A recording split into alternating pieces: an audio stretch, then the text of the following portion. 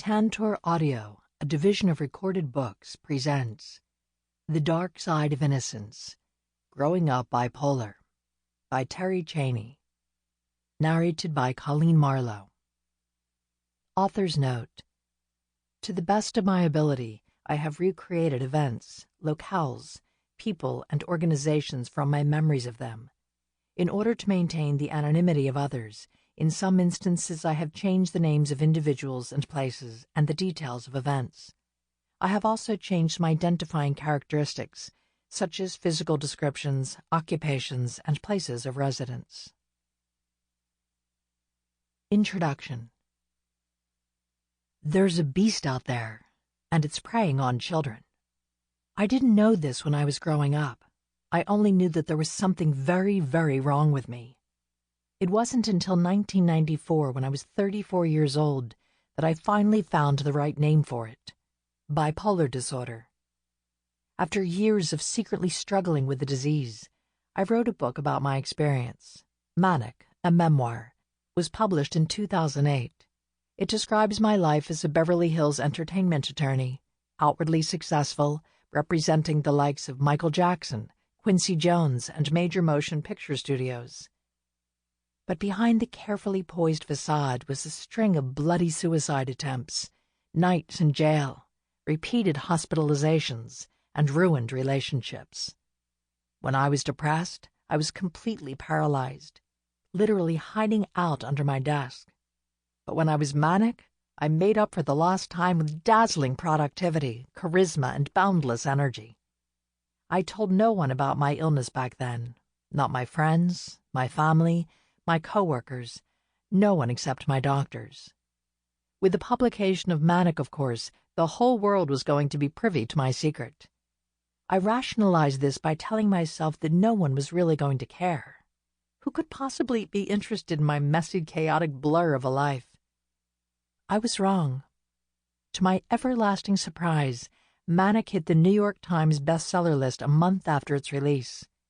As of this writing, it is in its 10th printing, has been translated into 8 foreign languages, and was even optioned by HBO for a television series, the ultimate stamp of pop culture approval. Don't misunderstand me. I love my book. I think it's a very good book, and I worked 7 long years on it. But I also know that its success has little to do with my writing. The time has finally come for awareness. The world seems to have a rampant curiosity about bipolar disorder. Almost without exception, everyone I've talked to either knows or knows of someone with this disease, or has it themselves. I was completely unprepared for the torrent of emails I received, the outpouring of gratitude, the bearing of souls. But what moved me the most, what I kept coming back to over and over again, were the emails from parents of bipolar children. They were heartrending, passionate, and unapologetically hungry for information. Why were their children acting like this? Did I understand the symptoms? Did I know of a cure? The love was palpable, as was the desperation. In many of these emails, and in the numerous interviews, readings, and lectures I've given since, the same question kept popping up, without fail. How old was I when I realized that something was seriously wrong with me? I remember the first time I answered this question. It was during a live radio show, and I was nervous. My mind flashed immediately to a prolonged bout of depression I suffered when I was 16 years old. 16, I quickly replied. New authors get a little glib with repetition, and 16 soon became my stock answer. But deep down, I knew that wasn't right. My early childhood wasn't just a strange one. It was a sick one, and there was more to the story than I was willing to tell. Then in May of '08, shortly after my book came out, I visited New York City for a reading. I was in a downtown subway station when I spotted a bright red Newsweek banner, and in bold type, the cover story, Growing Up Bipolar. I devoured that article.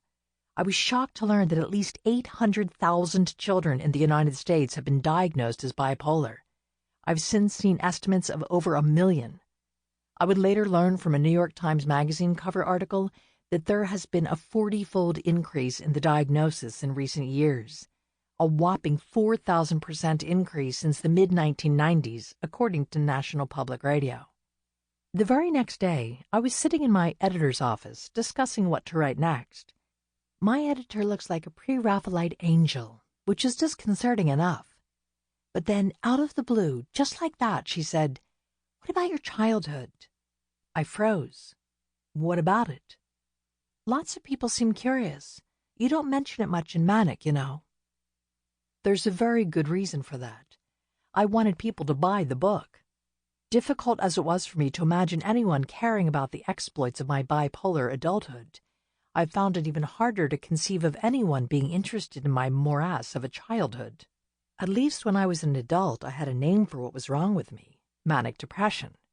It's easier to make sense of things, even very disturbing things like sexual acting out and suicidality, when there's a big fat label slapped on top. But as a child, I knew nothing. I had no diagnosis. All I had was a vague and gnawing awareness that I was different from other children, and that different was not good. Different must be kept hidden.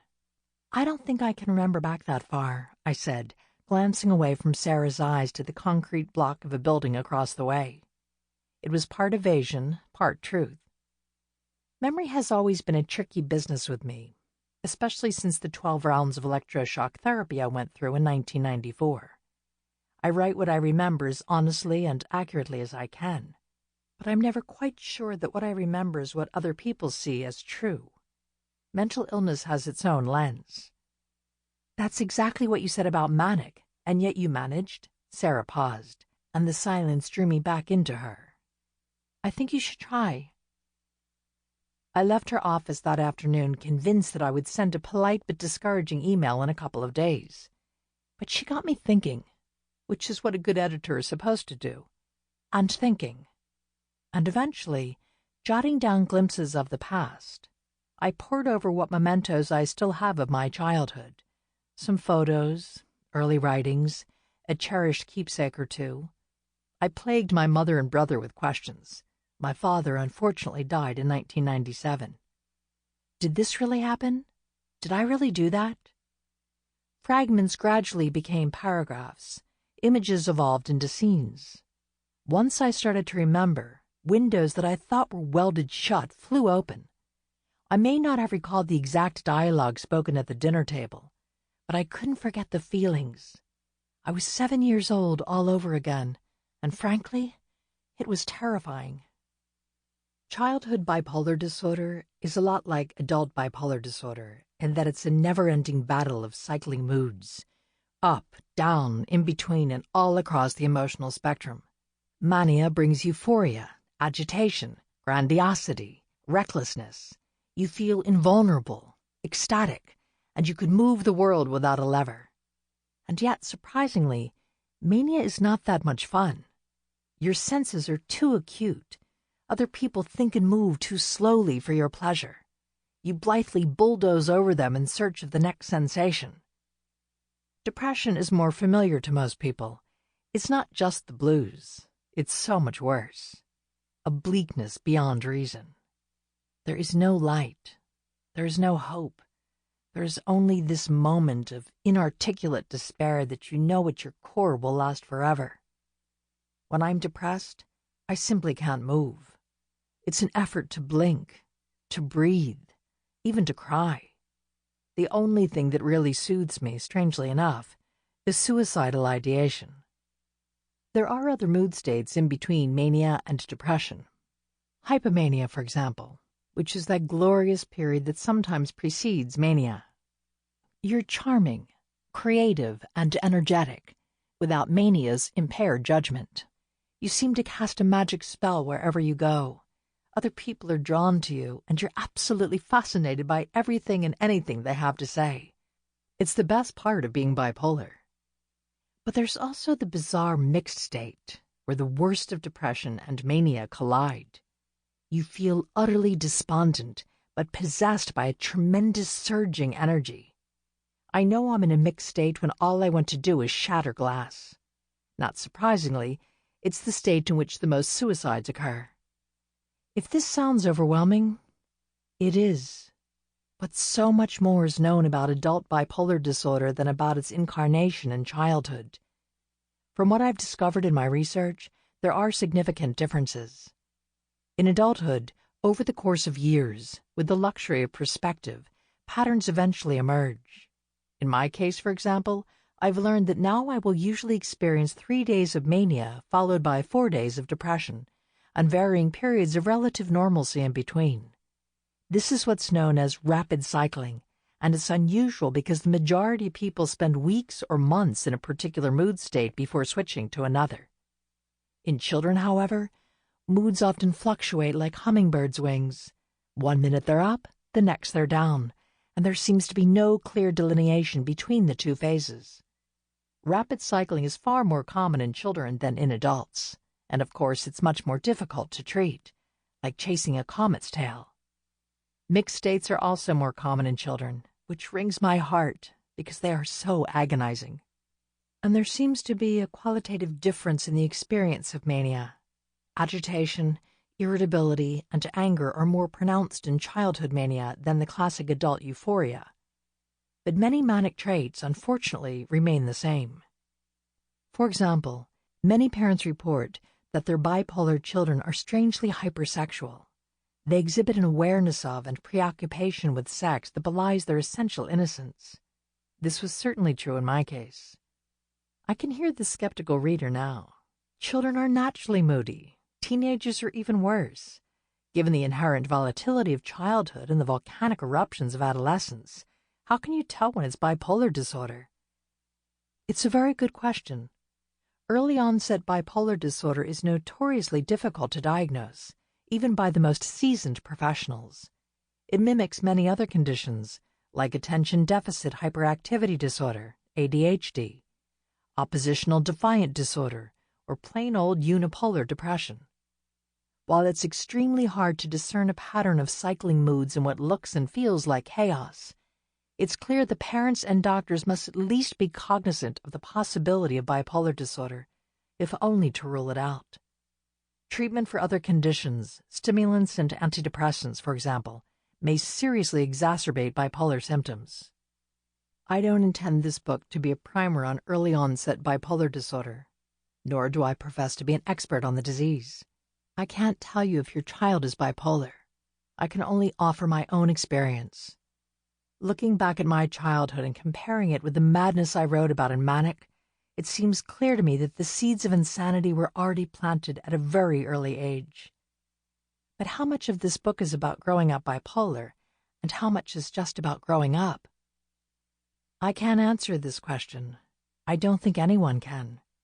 So I'm putting my story down for all the parents who have asked me so plaintively, what was your own childhood like? Maybe there will be clues in here, maybe even some answers. I suspect that at most there may be recognition, and I hope that will translate to this knowledge. If you are a parent of a bipolar child, or if you were bipolar yourself, you are not alone. Terri Cheney, Los Angeles, California. 1. A little boy died when he was 7. He went straight up to heaven. My version of a nursery rhyme, age 7. Killing yourself at any age is a seriously tricky business. But when I was 7, the odds felt insurmountable. My resources were so limited after all. We lived in a 1-story house, so there was nowhere to jump. The cabinet where the good silver was kept, the one with the knives that could make a nice, clean slice, was locked, and my mother had the key. We did have a swimming pool in our backyard, but who was going to teach me how to drown? I'd only just learned how to dog paddle. It all started 2 nights before my 7th birthday, after a fight with my brother, Zach. I was a delicate-looking thing, pale as porcelain, with long red hair that flowed down to the middle of my back. Zach was 10, and big for his age. I didn't care. "You're sitting in my chair," I said. Zach stopped eating. "So?" he mumbled. "Move." "You move." I could hear my voice growing shrill. "Move!" "No, you move." My mother intervened. "Honey, let Zach sit next to his dad for a change. You come sit next to me." She patted the empty chair to her right. Except for fancy occasions like Thanksgiving, we always had our meals at the L-shaped kitchen counter. My father would sit at the head, I'd sit next to him, then my mother, then Zach. I didn't know who had assigned these places, but that was how it had always been. I felt my hand tighten into a fist. I could just go back to my room. I wasn't that hungry anyway. But something deep inside me kept me standing there, transfixed. That something was so familiar, so real and omnipotent.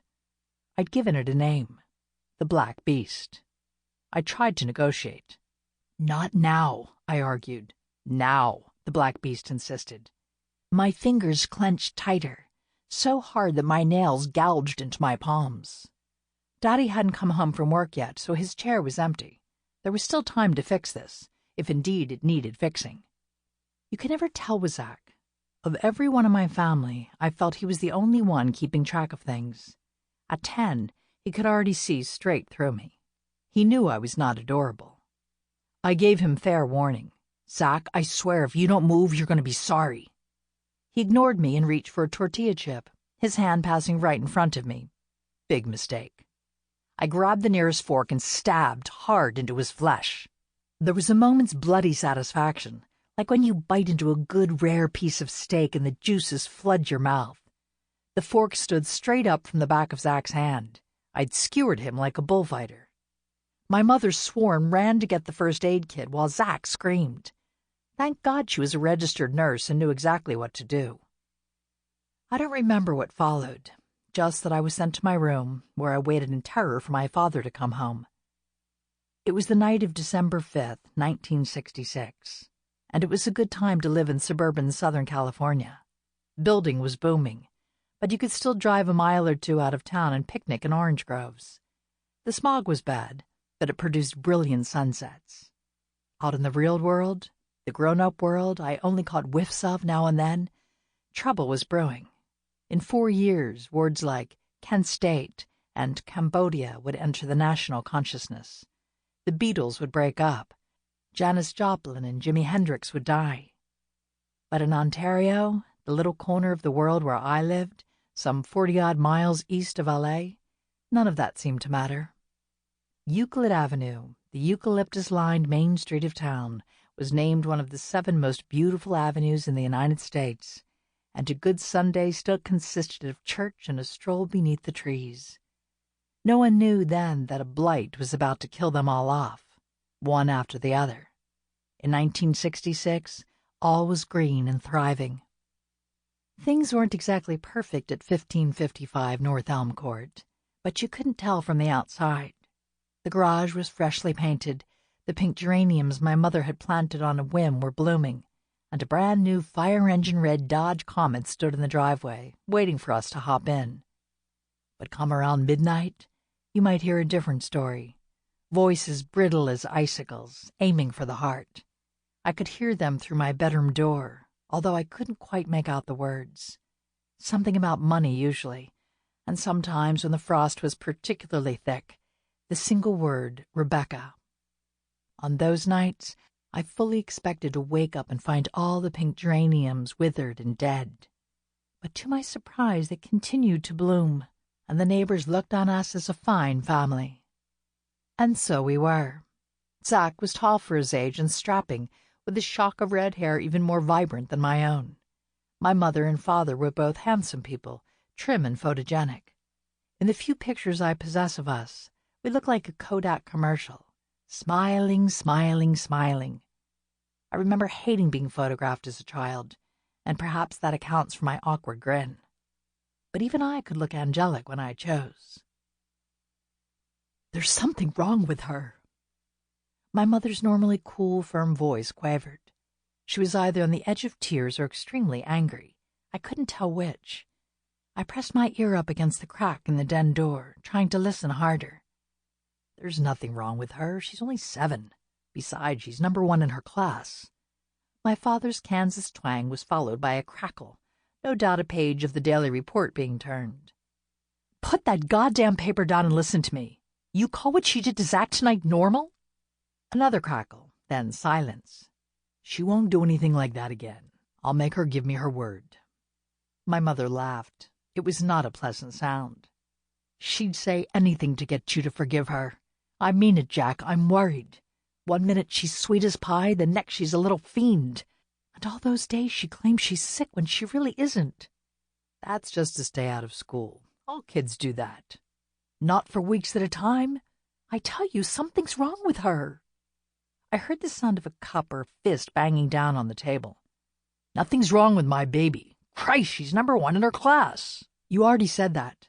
Well, it's true, isn't it? There was a moment's silence, and then my mother began to cry. She rarely cried, except when she was so frustrated she couldn't find the words to express herself.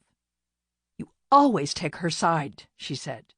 There are no sides here, my father said, his voice softening. It's just us. I don't know how to handle her anymore, and it's not fair to Zach. My mother was openly sobbing now. Shh, my father said. If there's a problem, I'll fix it. You know I always do. I was glad I was only eavesdropping. I couldn't have stood the sight of my mother's tears. I crept back to bed, deeply ashamed of whatever was so clearly wrong with me. Wrong with me. Wrong with me. I knew my mother was right, of course. I'd always known I was different from other kids. I just didn't realize how much it showed. How was my father going to fix it? What would they do to me if they ever found out how bizarre I really was? It wouldn't just be a matter of being grounded then. They'd take me away and lock me up somewhere, and I'd never see my daddy again. I'd have to be more careful. Careful, I whispered into my pillow. My father stood in my bedroom doorway. There was a crease on his forehead that I'd never seen before.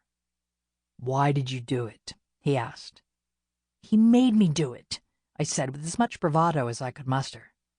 How could I begin to explain what I didn't understand myself? My father couldn't possibly know because I couldn't possibly tell him that he did not refer to Zach. He was the black beast, the monster that ruled over me and manipulated my moods.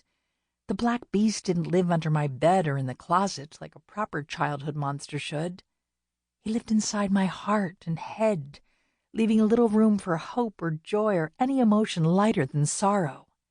Sometimes he weighed a zillion trillion tons, and it was all I could do just to breathe. But then at other times, the black beast switched my mood in exactly the opposite direction. I'd be agitated, irritable, giddy, and silly all in quick succession. One minute the prick of a tag on the back of my sweater would make me writhe and scream. The next I'd be roaring with laughter at my own private jokes and pirouetting down the aisles of the supermarket. Those were Disneyland days, as my father called them. And although life in an amusement park can be exhausting, I still preferred them to the days in the dark. Most children have a secret friend, but I never considered the black beast my friend. He was bigger than any mere childhood whim. He was a living, breathing creature that inhabited my body. I couldn't just stuff him away in the toy chest and sit on the lid. We fought constantly. I didn't always want to do or say or feel the things that he commanded, because they often got me into trouble. But he was stronger than I was, and very persuasive. I'd originally named him Black Beauty after one of my favorite bedtime stories, in an attempt to make him seem more like a pet. It didn't work. When the black beast wanted his way with me, there was simply no stopping him. I didn't dare tell my father about this, or anyone else for that matter. I thought that no one could possibly want a child possessed by a beast. So I cried that night instead, big gulping sobs, bigger than my mother's, because I needed my father's allegiance more than she did. She was so attractive. She could get any man she wanted.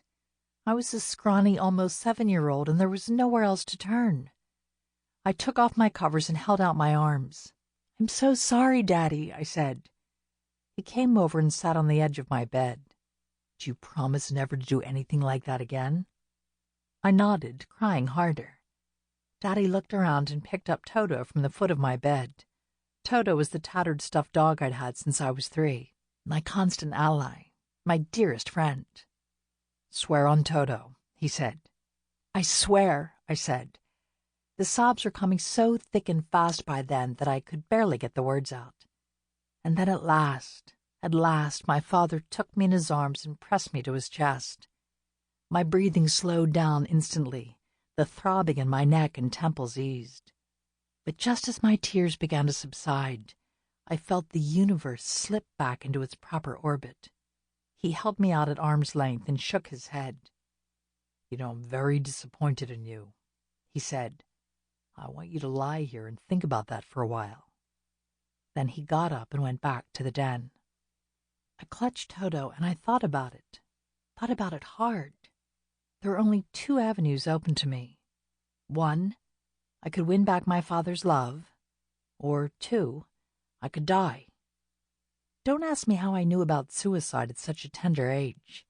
The Black Beast knew all sorts of things that were better left unknown. I was fascinated by death, always had been. The nuns thought it was wonderful that I studied my catechism so intently. But the truth was, to me the Bible was just a great grisly story. The same was true of fairy tales. I wolfed them down. Not with saccharine Disney versions, but the unexpurgated Grimms, with their sawed-off heels and lopped-off heads and altogether dark and nasty vision. It satisfied something deep and hungry inside me to know that there was a way out of this life. At the moment, though, it seemed easier just to try to win back Daddy's love. I'd done it before. I knew how. Winning back my father's love meant getting an A+ at something. Not an A, mind you. Mere A's were for ordinary folk who didn't have that extra special something it took to rise above the pack. My father made it very clear to me. Every A+ earned crisp dollar bills, while straight A's merited only pocket change. I applied desperate logic. It seemed to me that all my father really lived for was my outstanding progress in school. He never talked much about his work as a real estate developer. He had no hobbies that I knew of, and when he came home, my mother greeted him with warmed-over argument. But he'd sit for hours in his brown leather chair, listening to me talk about my latest achievement, his face intent and a proud-to-bursting smile lighting his eyes. Nothing my mother said could disturb him then. "Jack, the gas bill's overdue. Jack, your meatloaf's getting cold. Jack, did you hear me? I'm talking to you." So I figured I must be the reason he kept coming home. Narcissistic? Perhaps. But there must have been some truth to it. No doubt he loved my mother and Zach, but he seemed to love those A+ best of all. I don't know what they meant to him. I only knew the light in his eyes. But how to get the A+? I looked over at the blank sheet of construction paper lying on my desk, my latest homework assignment, and shuddered. How could I possibly ace it? Everything was wrong, all wrong. The paper wasn't supposed to be white. It was supposed to be manila and marked across with thin blue lines so that I could print neatly between them. That was how it had always been. That was how it was supposed to be. I'd told my parents about my dilemma, calmly as I could, and they'd searched the local stationery stores for lined manila paper, with no luck. Finally, my mother wound up buying the offending blank white paper, and for a moment I considered blaming her for my predicament. But deep down I knew it wasn't her fault. It was mine.